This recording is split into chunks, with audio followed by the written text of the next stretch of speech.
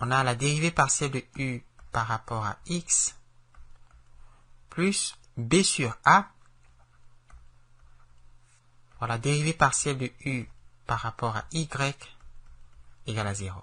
À la constante b sur a, nous allons donner un nom. Nous allons l'appeler c. Notre équation de dérivée partielle devient simplement dérivée partielle de u par rapport à x plus c fois la dérivée partielle de u par rapport à y égale 0. Nous allons procéder à un changement de variable.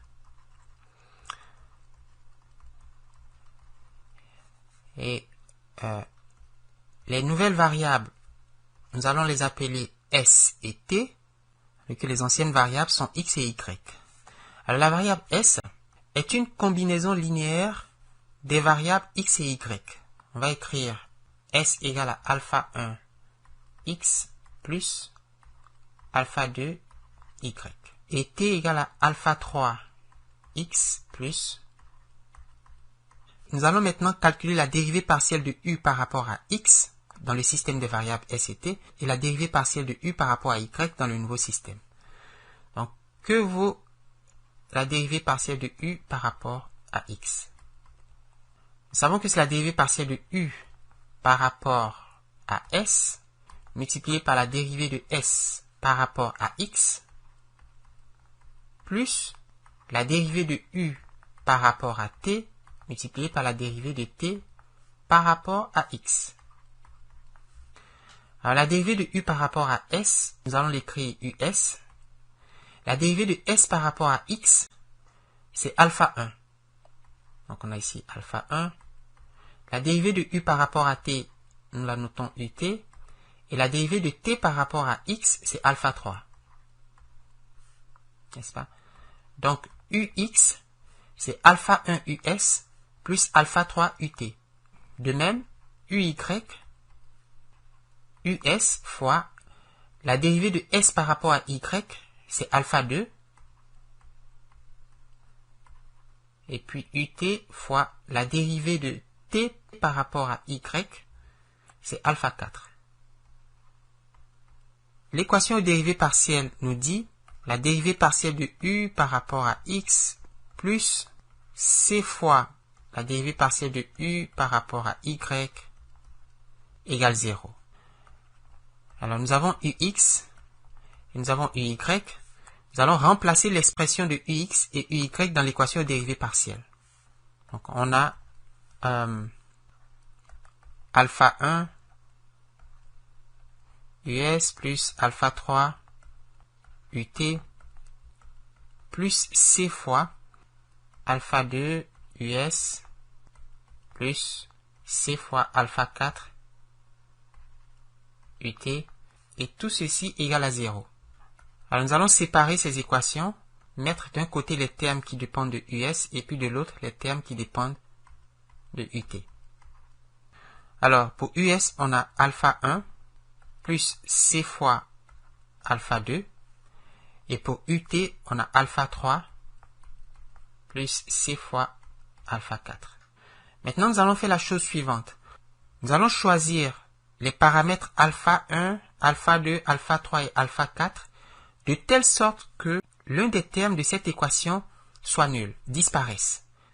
Alors, si nous forçons ce terme à être nul, et cela est possible si on choisit alpha 3 égale à c et alpha 4 égale à moins 1, parce qu'on aura alors c moins c, ça fait 0. Et quant à ce coefficient, nous allons le forcer à être égal à 1. Et pour cela, il faut que alpha 2 soit égal à 0 et que alpha 1 soit égal à 1. Avec ce choix des coefficients alpha 1, alpha 2, alpha 3, alpha 4, cette équation devient simplement us égale à 0.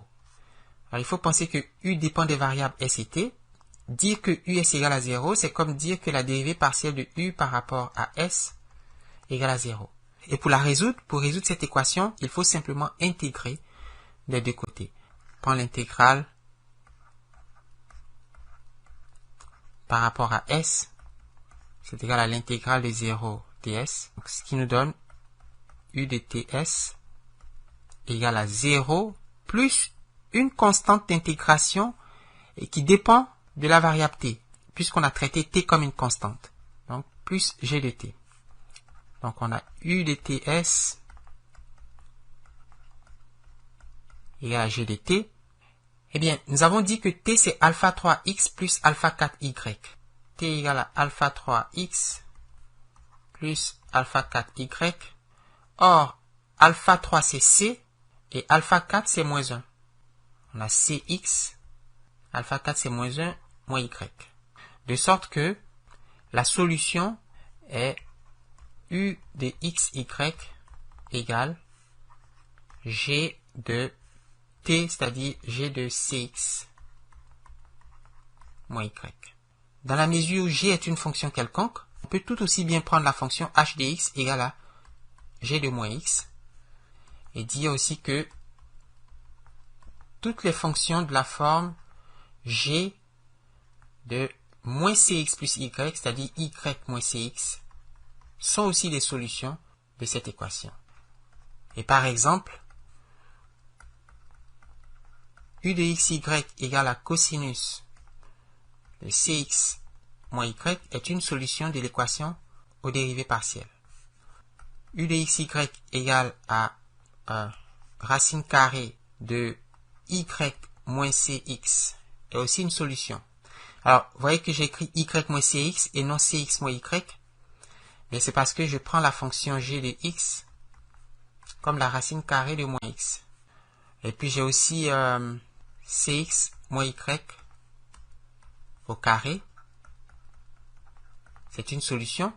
Ici, le choix de la fonction g, c'est la fonction quadratique x carré. Alors qu'ici, dans le premier cas, c'est la fonction cos de x.